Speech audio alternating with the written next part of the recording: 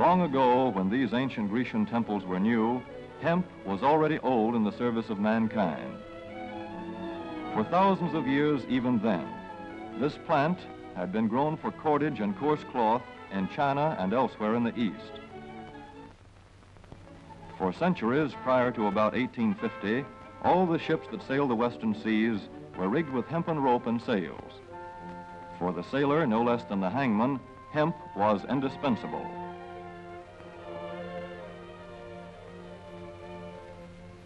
A 44-gun frigate, like our cherished old Ironsides, took over 60 tons of hemp for rigging, including an anchor cable 25 inches in circumference.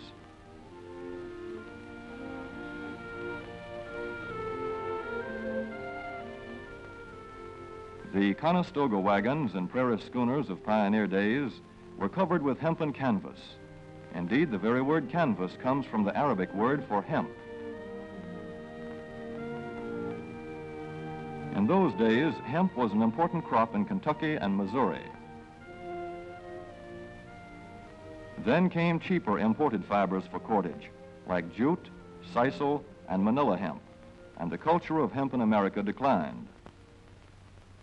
But now, with Philippine and East Indian sources of hemp in the hands of the Japanese, and shipment of jute from India curtailed, American hemp must meet the needs of our Army and Navy as well as of our industries. In 1942, patriotic farmers, at the government's request, planted 36,000 acres of seed hemp, an increase of several thousand%. The goal for 1943 is 50,000 acres of seed hemp. In Kentucky, much of the seed hemp acreage is on river bottom land such as this, along the Kentucky River Gorge.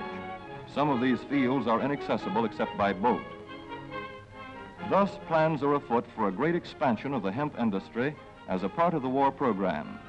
This film is designed to tell farmers how to handle this ancient crop, now little known outside Kentucky and Wisconsin. This is hemp seed. Be careful how you use it. For to grow hemp legally, you must have a federal registration and tax stamp. This is provided for in your contract. Ask your AAA committeeman or your county agent about it. Don't forget, hemp demands a rich, well-drained soil such as is found here in the bluegrass region of Kentucky or in central Wisconsin.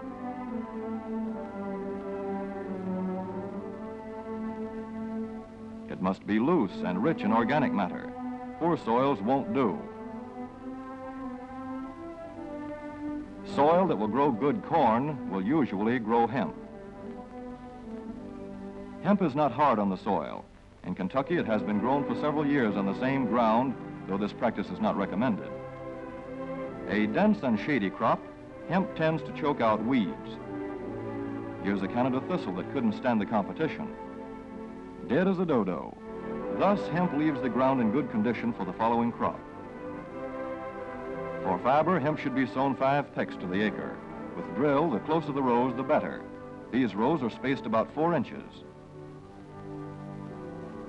This hemp has been broadcast. Either way, it should be sown thick enough to grow a slender stalk.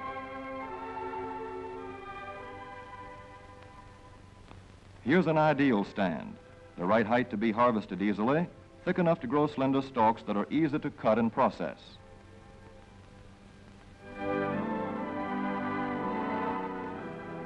Stalks like these here on the left, they yield the most fiber and the best. Those on the right are too coarse and woody. For seed, hemp is planted in hills like corn, sometimes by hand. Hemp is a dioecious plant. The female flower is inconspicuous, but the male flower is easily spotted. In seed production, after the pollen has been shed, these male plants are cut out. These are the seeds on a female plant. Hemp for fiber is ready to harvest when the pollen is shedding and the leaves are falling. In Kentucky, hemp harvest comes in August. Here, the old standby has been the self-rake reaper, which has been used for a generation or more. Hemp grows so luxuriantly in Kentucky that harvesting is sometimes difficult, which may account for the popularity of the self-rake with its lateral stroke.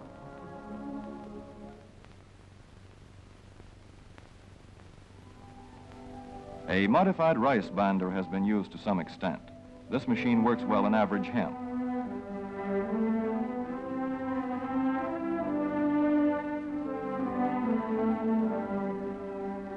Recently, the improved hemp harvester, used for many years in Wisconsin, has been introduced in Kentucky.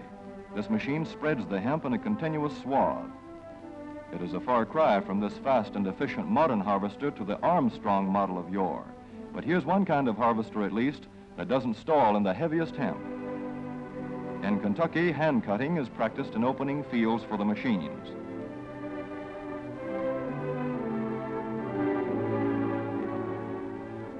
In Kentucky, hemp is shucked as soon as safe after cutting, to be spread out for retting later in the fall.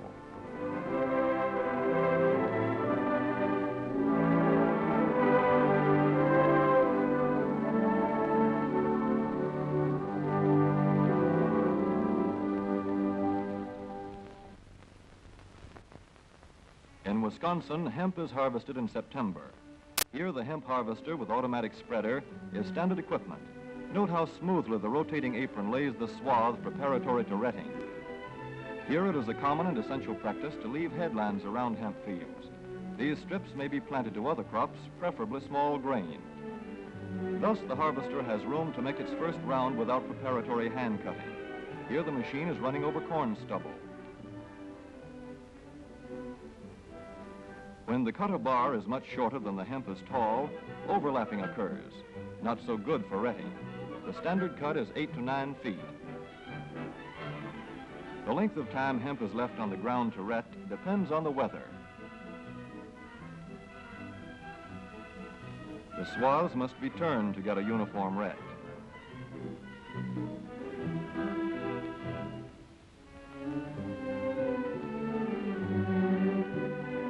When the woody core breaks away readily, like this, the hemp is about ready to take up and bind into bundles.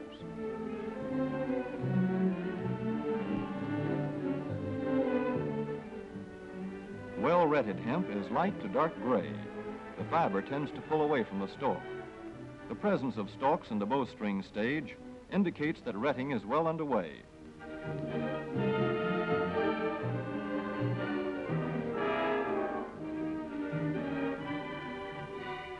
When hemp is short or tangled, or when the ground is too wet for machines, it is bound by hand. A wooden buck is used. Twine will do for tying, but the hemp itself makes a good band.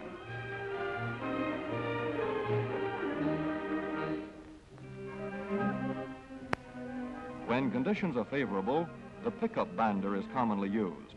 The swaths should lie smooth and even with stalks parallel. The picker won't work well in tangled hemp.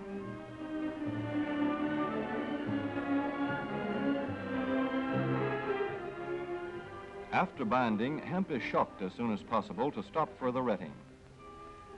In 1942, 14,000 acres of fiber hemp were harvested in the United States. The goal for 1943 is 300,000 acres. Thus, hemp, Cannabis sativa, the old standby cordage fiber, is staging a strong comeback. This is Kentucky hemp going into the dryer of a mill at Versailles.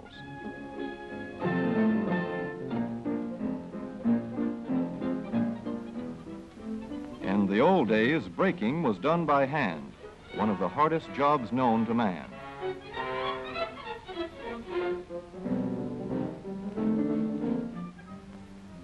Now the power breaker makes quick work of it.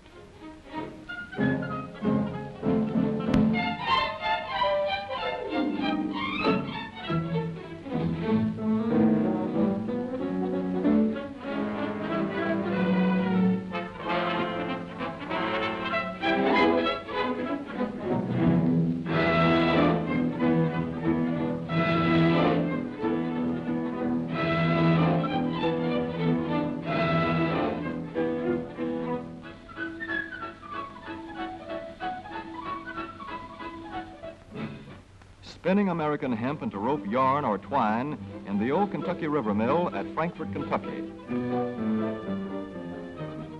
Another pioneer plant that has been making cordage for more than a century.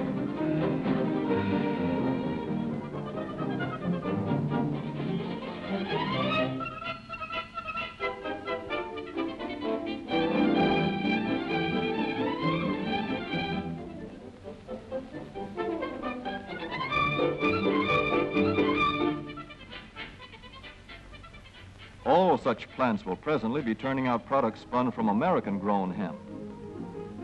Twine of various kinds for tying, winding armatures, and upholsterers' work. Rope for marine rigging and towing, for hay forks, derricks, and heavy-duty tackle. Light-duty fire hose. Thread for shoes for millions of American soldiers. And parachute webbing for our paratroopers.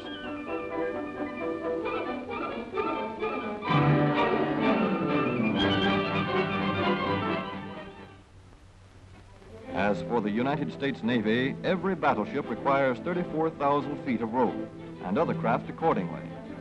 So here in the Boston Navy Yard, where cables for frigates were made long ago, crews are now working night and day making cordage for the fleet. In the old days, rope yarn was spun by hand.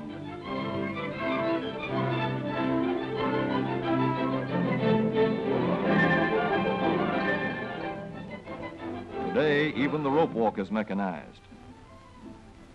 160 fathoms to go.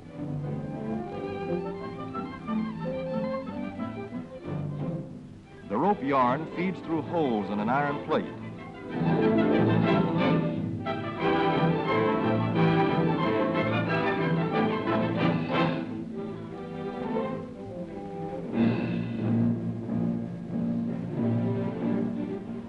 This is Manila hemp from the Navy's rapidly dwindling reserve.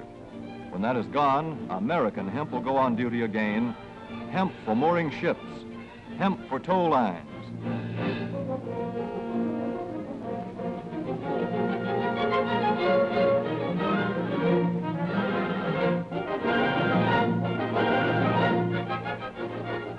Hemp for tackle and gear. Hemp for countless naval uses, both on ship and shore. Just as in the days when old Ironside sailed the seas victorious, with her hempen shrouds and hempen sails.